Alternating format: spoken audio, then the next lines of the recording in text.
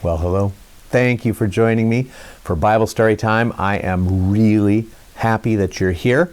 I love that we get to see one another even this way, and that together we're remembering the stories of God's Word and we're remembering what God's done throughout time.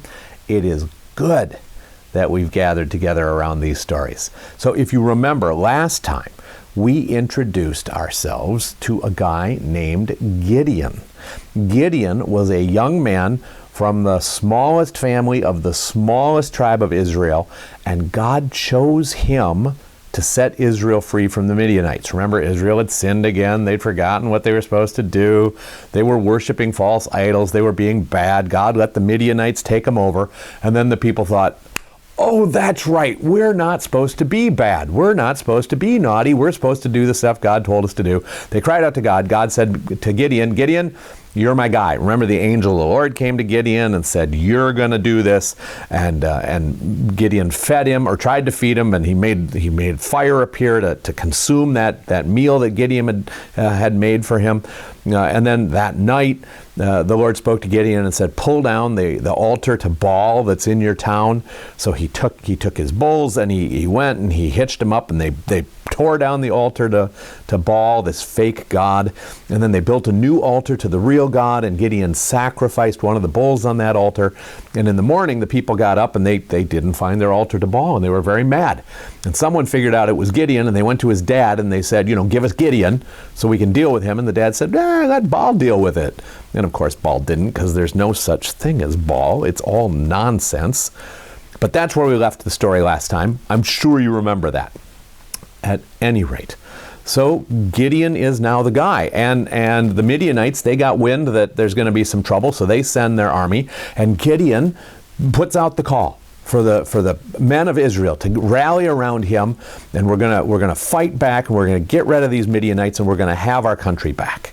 And they started answering. People were coming from everywhere, right? Guys were coming from everywhere, from all the tribes to answer Gideon's call, to set Israel free again, and to make things right, and to worship the one true God, and do all the things they were supposed to do. But Gideon had a moment where he had some doubts. I mean, he's a young man from a little family in a little tribe, and suddenly he's supposed to run this army? He doesn't know anything about that, and he had some questions, and he had some doubts. So he went to God in prayer, and he said, Can we do a test? Now, ordinarily, we don't put God to the test, right? Jesus says that. But Gideon was young, and he was scared, and God allowed it. So Gideon said, could we, if it's true that you're going to help me rescue Israel, if you're going to rescue Israel through me, could we do a test? How about if I take a fleece? That's a sheepskin, right?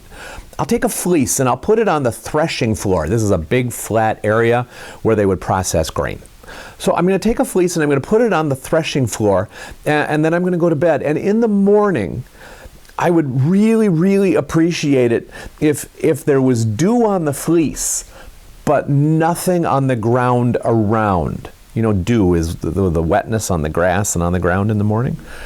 Could we see that? If you could do that for me, it would really help me believe that you're going to rescue Israel and that you're going to use me to do it. And God in His mercy did that. When Gideon woke up the next morning, the fleece was sopping wet, and the ground around it was bone dry.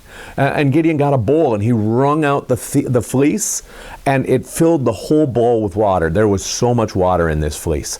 And you'd think that Gideon would then say, okay, good, I got the proof I needed. He was still scared. And he said, please, God, don't be angry with me, but could we try it one more time? Just because maybe it's a coincidence. Maybe fleece attracts dew. I don't know. I'm not a scientist. So how about if we do it again? And today, could the fleece be dry and the ground be wet? And God, in His mercy and grace, went along with that too. And when Gideon woke up the next morning, the ground around that fleece was just sopping wet, and the fleece was dry. Not a bit of moisture in it. It was just dry as dust. And Gideon knew that God was with him. And Gideon knew that God was going to do something really, really cool. And Gideon had the peace in his heart that he needed, that he was going to be working doing the stuff that God wanted him to do. So it all gets kind of interesting next week. I hope you'll come back, because now we got the Midianites camped, ready to fight. We got the men of Israel gathering, ready to fight. We got Gideon with his head and his heart in the right place. We got God showing Gideon that he's got this, that it's all going to work. What's going to happen? Tune in next week. You have a good week. I hope you're doing well. You take care. Bye-bye.